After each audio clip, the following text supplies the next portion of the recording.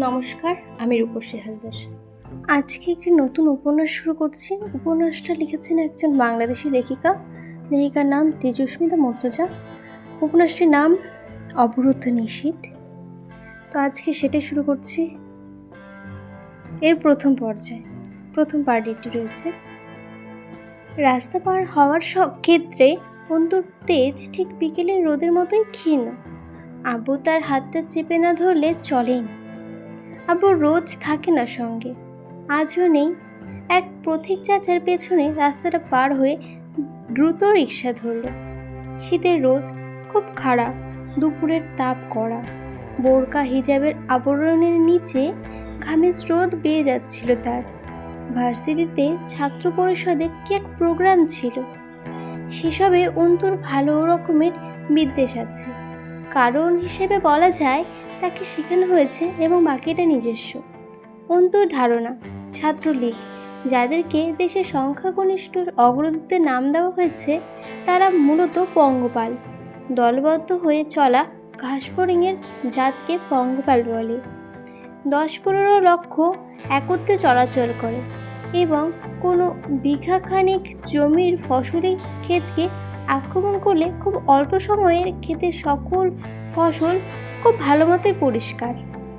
এক শ্রেণীর লোক অবশ্য এই ক্ষেত পরিষ্কারকে বরবাদ করলেও বলবে, তাদের কথা কানে নেওয়া উচিত না। ক্ষেতের ফসল উদ্ভিদের জন্য ভারী। উদ্ভিদকে স্বস্তি দিতে হয়তো পঙ্গপাল সব ফসল ভক্ষণ করে পরিবেশের ভারসাম্য রক্ষা করে থাকে। অন্তর ধারণা বাংলাদেশের ছাত্রলীগ নামক পঙ্গপাল দেশটা অর্থাৎ বাংলার আবাদি ক্ষেত্রের জন্য তেমন এক দল পঙ্গপালের সমান।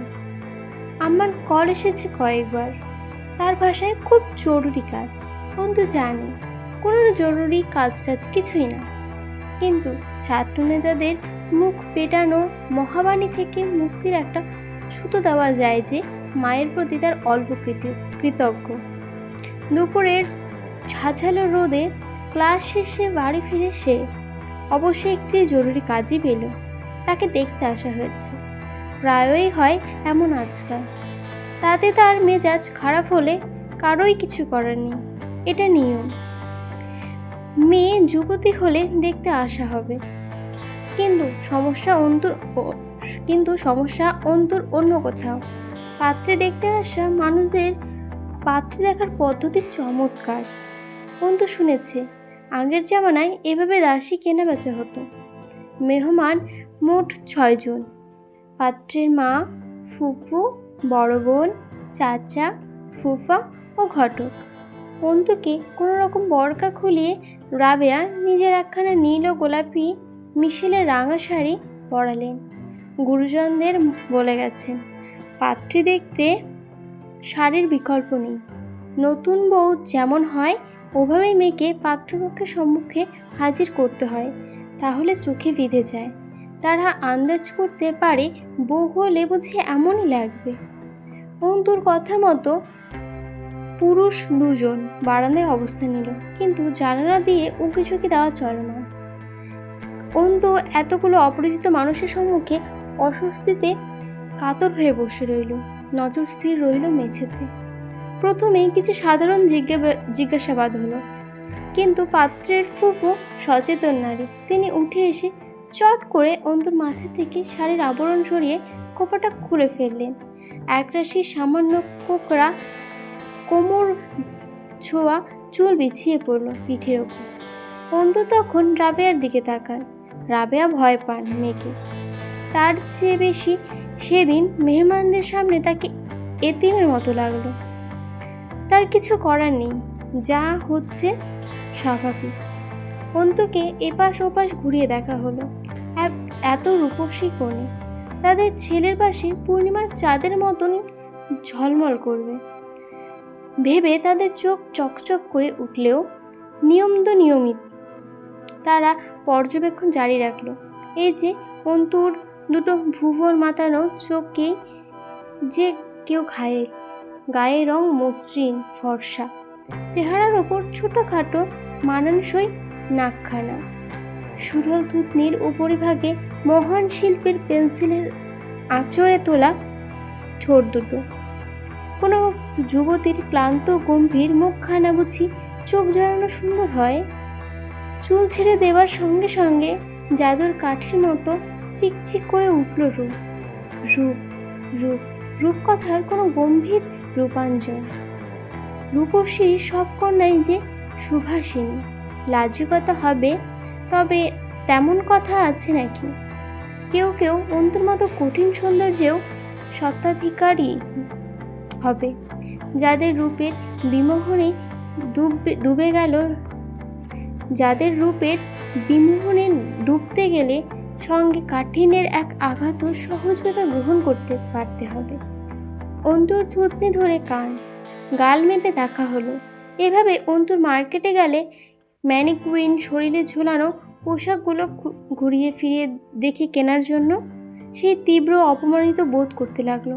দুজন পুরুষ তাকে দেখার জন্য উকিঝুঁকি মেরে চেষ্টা ত্রুটি রাখছে না। আম্মুর উপর ক্ষোভ তৈরি হলো। সে বাধা দেবার আগেই তার ঘাড় আলগা করে দেখা হলো। হাত পা এবং সবশেষে শাড়ি ও পেটিকোট উঁচিয়ে তার পা দেখতে অগ্রসর হলেন পাত্রের মা। এটা বাড়াবাড়ি হলো কিনা বলা যাচ্ছে না, কিন্তু অন্তু একটানে নিজেকে ছাড়িয়ে উঠে দাঁড়িয়ে বলল, আপনারা মেয়ে দেখতে এসেছেন নাকি হাটে গরু কিনতে এসেছেন? পাত্রের মা অবাক হলেন রূপবতীর নির্ভেজাল গাম্ভীর্যে, এরপর কথাটিতে। তারপর বললেন, ও মা, এ আবার কেমন কথা? মেয়ে দেখতে এসে মেয়ের পায়ে দেখতে যাওয়া কি অপরাধ নাকি? জি না, অপরাধ না, মূর্খতা। আমি কোরবানির হাটে তোলা কোনো প্রজাতির গবাদি পশু না যে সবচেয়ে নিখুঁত আকর্ষণীয় গায়ের রঙওয়ালা মাংসবেশী হষ্টপুষ্ট দেখে কিনে নিয়ে যাবেন। রাবেয়া বারবার এই নিয়ে চিন্তিত থেকে প্রেশার বাড়ান। মেয়েটার মুখের ভাষা কর্কশ। কার মতো হয়েছে তিনি জানেন না। তুমি তো মেয়ে চরম বেয়াদব। কোন দেশি কথা যে মেয়েকে ভালোভাবে দেখা যাবে না? নাকি কোনো দোষ আছে? বড়দের মুখের ওপর এরকম বদমাইশের মতো কথা বলছো? আশ্চর্য মেয়ে তো দেখছি। দেখতে আসছে তো দেখবো না? দেখবেনটা কিভাবে? ঠ্যাঙের কাপড় তুলে মেয়ের ঠ্যাং দেখবেন ফর্সা কিনা? এইভাবেই মেয়ে দেখে। তোমার কাছে মেয়ে দেখা শেখা লাগবে? তুমি শিক্ষিত কিন্তু অসভ্য। এই শিক্ষার কোনো দাম নাই, বুঝলা? মেয়েদের আসল শিক্ষা নরম স্বভাবের। একটা মেয়েকে বউ করে বাড়িতে তুলবো, দেখে শুনেই তো নেব নাকি? অন্তুর শাড়ির আঁচলটা ভালো মতো শরীর ও মাথায় জড়িয়ে নিয়ে বলল, দুঃখিত চাচিমা, এটাকে আপনারা মেয়ে দেখা বলেও আমি ছোট লোকই বলছি। মেয়ে দেখতে এসে গাল ফেটে মেয়ের দাঁত দেখতে হবে, দাঁত উঁচু নিচু আছে কিনা। মাথার চুল টেনে টুনে দেখতে হবে চুল আসল কি নকল, আছে না নেই, বড় না ছোট। গলা বের করে ঘাড়ের ওড়না তুলে হাঁটিয়ে নাচিয়ে তারপর পছন্দ হলে নিয়ে যাবে। এটাই মেয়ে দেখা হয়তো। অথচ বলুন তো, আমি যা যা বললাম তা শুনতে কেমন লাগলো না? যে কোনো গৃহপালিত পশুর বর্ণনা দেওয়া হয়েছে। খরিদ্দার এসেছে গোয়াল থেকে পশু খুলে নিয়ে যেতে। আমার কাছে তাই মনে হয়। রাবেয়া অন্তুর দিকে চোখ গরম করে তাকালেন কয়েকবার। অন্তুও অদ্ভুত লাগলো গোটা পরিবেশটা। ঘটক বলল, এ কেমনে কথা কমায় মেয়ে? দেখতে আইলে একটু ভালো কইরাই দেখে মেয়ে, না দেখে শুনে আবার নিয়ে যায় নাকি? বাড়ির বউ হইবা বলে কথা। অন্তু দীর্ঘশ্বাস ফেলে, বড় অনীহার সাথে হতাশ হয়ে জবাব দেয়, বাড়ির বউ হব কে বলেছে? সকল পণ্য এক দাঁড়িতে মাপলে পরিমাণ সঠিক আসবে না। আমি পাত্রপক্ষের মুখাপেক্ষিতে নই যে পছন্দ না হলে বিয়ে করে নিয়ে যাবে। আমি এখনও অন্যের মেয়ে, এবং আপনারা আপনাদের তথাকথিত মেয়ে দেখার আয়োজনের রীতিমতো আমাকে যথেষ্ট অপমান করে ফেলেছেন। আমি দুঃখিত। এ বাড়িতে আপনাদের পছন্দসই কোনো পাত্রী নেই। পাত্রের মা অন্তুর মায়ের উদ্দেশ্যে তাচ্ছিল্যের সাথে মুখ বিকৃত করলেন। আপা, সে আপনি মেয়েকে যতই শিক্ষিত করেন, আদর্শ শিখাইতে পারেন নাই। এরকম মেয়ে কার ঘরে যাবে? আল্লাহ মাবুদ জানে আপনার কপালে কি আছে এই মেয়ে নিয়ে, আল্লাহই ভালো জানে। অন্তত কোনো ভদ্র পরিবারে তো যাবেই না। এই মেয়ে আপনারা অপমান করছি না মানে, এই মেয়ে তোমার অপমান করছি মানে, অপমান কই দেখলা? অন্তু দীর্ঘশ্বাস ফেলে, নেই, অপমান নেই, আমার ভুলভাল অসুস্থ মনোভাব। যা হোক, আত্মসম্মানহীনতা যদি আদর্শ হয়, আমি বরাবরই অভদ্র এবং জঘন্য আদর্শে পালিত এক মেয়ে। ক্ষমা করবেন এই বেয়াদবকে। অন্তু উঠে চলে যায় সেখান থেকে। এরকম ঘটনা প্রথম নয়, তার ভালো বদনাম আছে এই পাড়ায় এসব নিয়ে। একবার একদল দেখতে এলো, অন্তুর সামনেই ঘটক দেনা পাওনা মেটানো শুরু করলো। অন্তুর হিসেব মেলাতে গিয়ে একটু হিমশিম খাচ্ছিল। বিক্রির নিয়ম না হয় কিছু কেনার বিনিময়ে কিছু অর্থ দেওয়া, কিন্তু যৌতুকের ব্যাপারটা কোনো সূত্রের মধ্যেই পড়ে না। একজন বাবা 20-25 বছর ধরে খাওয়ায়, পড়াশোনা সহ শখ আহ্লাদ মিটিয়ে বড় করা মেয়েটাকে দেবে এবং সেই আবার মেয়ের সঙ্গে অর্থ দেবে। কিছু বিচক্ষণ মানুষ অবশ্য অন্তুর এই দ্বিধা শুনলে একটু চোখ গরম করে বুঝিয়ে বলতো যে এই যে অন্তু পরের ঘরে যাবে, চিরকাল খাবে, তার বিনিময়ে কিছু পয়সা তো অন্তুর সাথে দিতেই হয় অন্তুর বাপের। অন্তু তখন কি বলতো? সে বোধহয় বলতো, তাহলে ছেলেটার সঙ্গে কিছু পয়সা দিয়ে আমাদের বাড়িতে পাঠিয়ে দিন, আমি কামাই করে খাওয়াবো। সে শাড়ি গয়না পরে ঘর সামলাবে, আমি রাতে কর্মক্ষেত্র থেকে ফিরলে আমার পা দুটো টিপে দেবে। অন্তরে এই মনোভাব রটলে সে হয়তো একটু পাড়া না, অঞ্চল বা জেলায় বদনাম হয়ে যেত। সমস্যা জটিল। রাবেয়া অন্তর রুমে এলেন মিনিট 20 পর। বোঝা গেল খুব কষ্টে পরিস্থিতি সামলে মেহমান বিদায় করে এলেন। অন্তু জিজ্ঞাসা করল, গেছে তারা?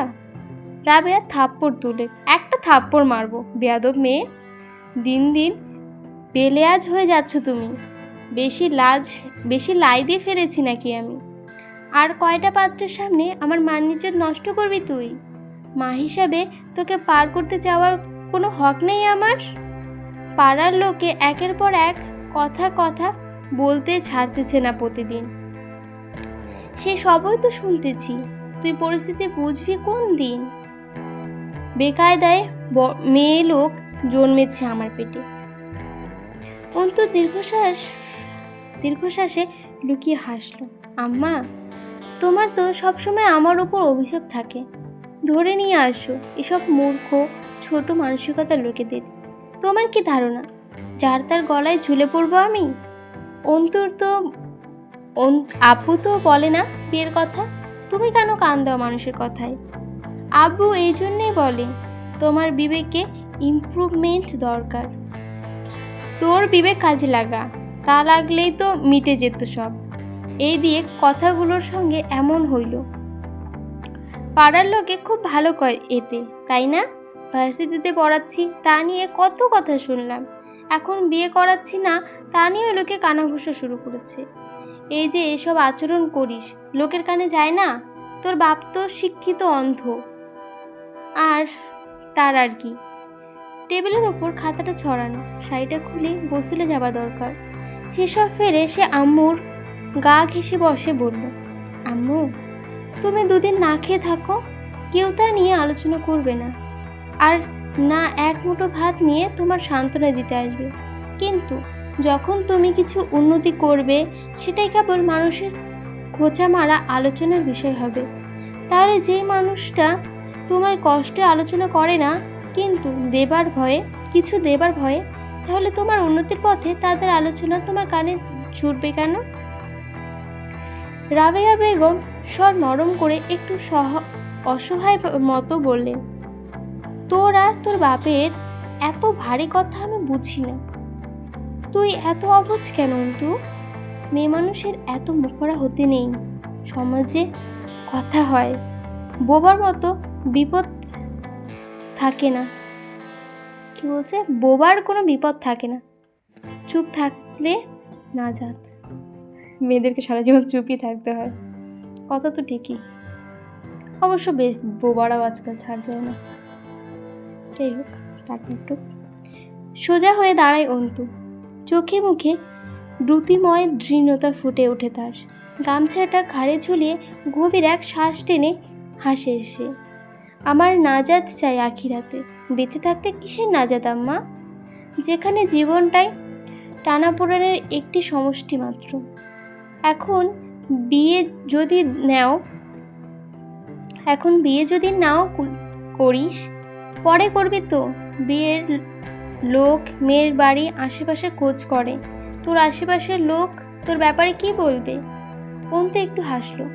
সেটা ভাবার প্রশ্নই ওঠে না। যেখানে আমি যেমন তেমন কোনো ঘরেই যাবই না, যারা আমার চরিত্রের সার্টিফিকেট নিতে পাড়ায় পাড়ায় করবে। শোন অন্তু, মেয়ে লোকে ঠান্ডা মেজাজের নরম হতে হয়। এত কথা, এত যুক্তি, এত প্রতিবাদ, তুই বুঝিস না এসব বিপদ আনে খালি। এসব কি পড়ালেখা থেকে আসতেছে? আমি কি এত দূর তোরে পড়ালেখা করায় ভুল করছি? কিছুক্ষণ চুপ থেকে অন্তু আরও খানিকটা মুচকি হেসে শান্ত স্বাভাবিক কণ্ঠে বলল, আমাকে অন্তু থেকে অ্যাডভোকেট মেহজাবিন আরমিন অন্তু হতে এমন বহু চড়াই উতরাই পেরোতে হতে পারে। একজন আইনজীবীর জীবন মুখ বন্ধ আর নির্ঝঞ্ঝাল চলতে পারে না আম্মা। তুমি এটা মেনে নাও, সব ঠিক লাগবে দেখবে। এখন যাও, ভাত বাড়ো, চরম খিদে আমার পেটে, আমি গোসল দিয়ে আসি। সারা রাত পড়ার পর সকালে গিয়ে ঘুম ভাঙলো। সারা রাত পড়ার পর সকালের দিকে ঘুমানো হয় রোজ। সেদিন ক্লাস টেস্টের পরীক্ষা ছিল। মাসখানেক ছুটির পর ক্লাস শুরু ভার্সিটিতে। আজকাল ঘন ঘন ছুটি চলছে, দেশের পরিস্থিতি ভালো না, চারিদিকে উত্তাল। দ্রুত উঠে ফরজের নামাজ কাজা আদায় করে রান্নাঘরে উকি দিল অন্তু। রাবেয়া রান্না করছেন। কিছু খাবার আছে নাকি আম্মু? রাবেয়া ঘেমে একটু কাহিল হয়েছে, কিন্তু অন্তুকে কখনো রান্নাঘরে ডাকা হয় না। আমজাদ সাহেব বললেন, লেখাপড়া করা মেয়েকে সংসারে যুক্ত করতে নেই। পড়ালেখা ও সংসার দুটোই একই বিষয়, দুটো একসঙ্গে হয় না। হয় শুধু লেখাপড়া করতে হয়, নয়তো সংসার। রাবেয়া শাড়ির আঁচল তুলে কপাল মুছে বললেন, তোর আব্বুর কাছে বারান্দায় যা, দেখ মুড়ি চানাচুর দিছি, চা দিছি, বিস্কুট আছে, যা। অন্তু দরজা ধরে ঝুলে দাঁত বের করে হেসে বলল, do you need any helping hand mom? I could be that if you want. সেটা আবার কি বলতেছিস? খাঁটি বাঙালি নারী মানে আপনার রান্নায় আমার কোনো সাহায্য লাগবে নাকি? চুপচাপ বারান্দায় যা, জ্বালাস না আমাকে এখন। আমজাদ সাহেব পারলে খবরের কাগজে ঢুকে যাবেন, কিন্তু পারছেন না বলে তখনও তাকে বারান্দায় পাওয়া গেল। লুঙ্গি ও ফতোয়ার ওপর একখানে ঘিয়ে রঙা শাল জড়িয়ে খবর পড়ছে। অন্তু পাশে এসে জিজ্ঞেস করে, কি দেখছো এত মনোযোগ দিয়ে? আমজাদ সাহেব গম্ভীর স্বরে বললেন, সেই গ্রেপ্তার, বাসে আগুন, হরতাল। বলতে বলতে অন্তুর দিকে চায়ের কাপ এগিয়ে দিয়ে বললেন, নিয়ে ধর।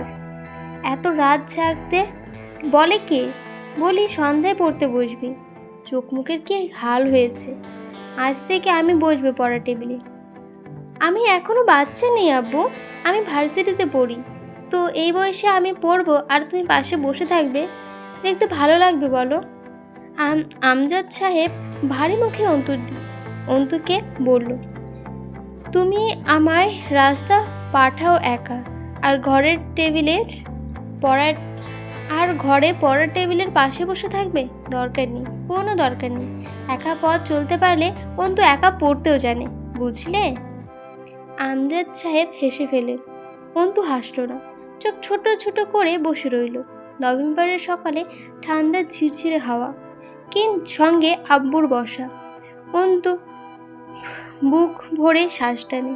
তার মনে হয় এই জগতের সবচেয়ে সুখী মেয়েটা নিঃসন্দেশে। এই জীবনে চাওয়া পাওয়া এখানেই ফুরোয়। আমজাদ সাহেব ভরাট গলায় একটু ধমকে বললেন, টোস্ট নে। গলা দিয়ে খাবার নামতে চায় না, চাটুকু শেষ কর। মুড়ি চানাচুর খালি পেটে খাওয়ার দরকার নেই। চাদর আনিসনি কেন? ঠান্ডা লাগছে না? নিজের শালটা খুলে অন্তুর গায়ে জড়িয়ে দিলেন। অন্তুর সাহস হলো না আপত্তি করার। সকাল সকাল ধমক খাওয়া ভালোই না। এরপর আপন মনে একটু হাসলেন আমজাদ সাহেব। মা বলতো, এই আমজাদ যার শিওরে মাংস লাগে না, তার মাথার পড়ালেখা ছাই ঢুকবো? আয় তো, পাকা আম আনছে তোর আব্বাই, দুধ ভাত মাখাইছি, আয় পরে খাইবি, পরে পড়বি। দাদিকে অন্তু দেখেনি।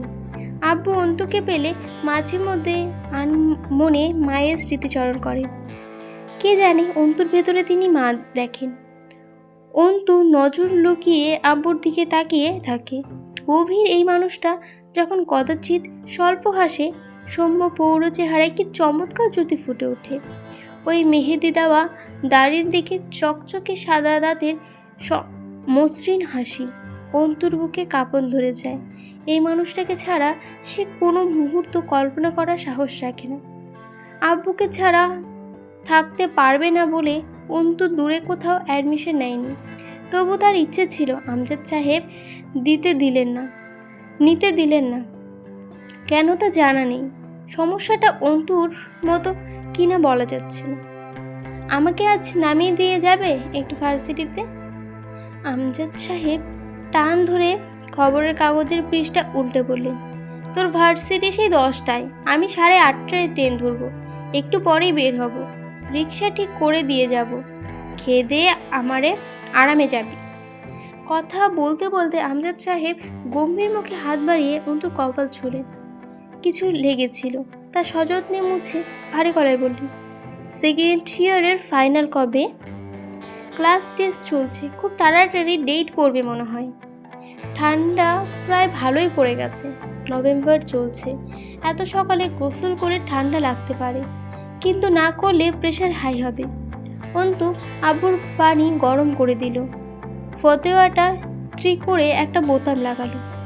খাওয়া শেষ করে আমজাদ সাহেব তৈরি হলেন। হলদেটে সাদা ফতোয়া, সাদা পাজামা পরলেন। হাতে সেই সিলভার রাঙা ক্যাসিনো ঘড়ি লাগিয়ে সামান্য একটু আতর ব্যবহার করলেন। বাসার রুমে অন্তু তার চামড়ার স্যান্ডেলখানা মুছে নিয়ে দাঁড়িয়েছিল। আমজাদ সাহেব বেরিয়ে যাবার সময় পিছু ডাকে অন্তু, আব্বু। অন্তুকে দেখতে লাগলো অসহায়, ভীতু কোনো শিশুর মতো। আমজাদ সাহেব সামান্য হেসেই তা দেখেন। আমজাদ সাহেব সামান্য হাসেন তা দেখে। কদিন থাকবে ওখানে? 2 দিন দেরি হবে হয়তো। শোন, ক্লাস শেষ করে কাজ না থাকলে সোজা বাড়ি ফিরবি, কোথাও দেরি করবি না। অন্তু আস্তে করে মাথা নাড়ে, আমজাদ সাহেব দ্রুত বেরিয়ে গেলেন। ট্রেনের সময় হয়ে যাবে। অন্তু ভার্সিটির জন্য প্রস্তুত হতে হতে রিক্সাওয়ালা এসে হাঁক ছাড়ল, অন্তু মামনি আসো গো। আমি আসতে দেরি করি নাই তো।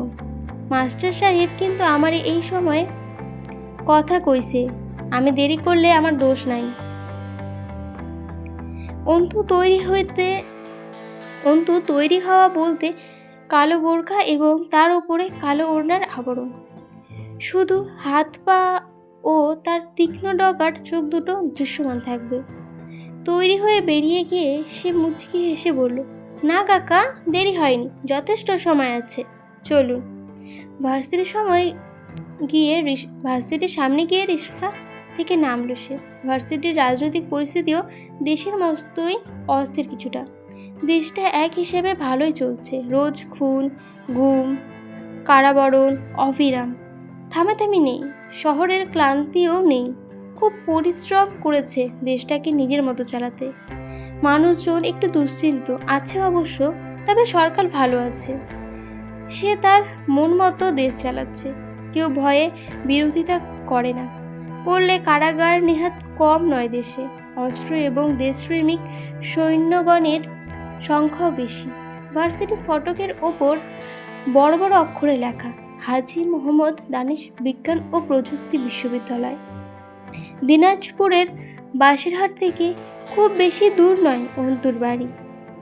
হলে থাকার প্রয়োজন পড়ে না তার। ক্যাম্পাসে শহীদ মিনার চত্বরটা অন্তুর প্রিয় জায়গা। সেদিন জায়গাটি পার হবার সময় কেউ ডাকলো পেছন থেকে, জুনিয়র। 6 জন যুবক, অন্তুর সিনিয়র। সামনের জন চেনা চেনা লাগলো, হয়তো আগে দেখেছে অথবা না। সে এগিয়ে এসে হাতে সিগারেটটা অন্তুর দিকে বাড়িয়ে দিয়ে বলল, নাও, এটা একটা টান দাও। অন্তু একটা দীর্ঘশ্বাস ফেলে হাতে নেয় ওটা।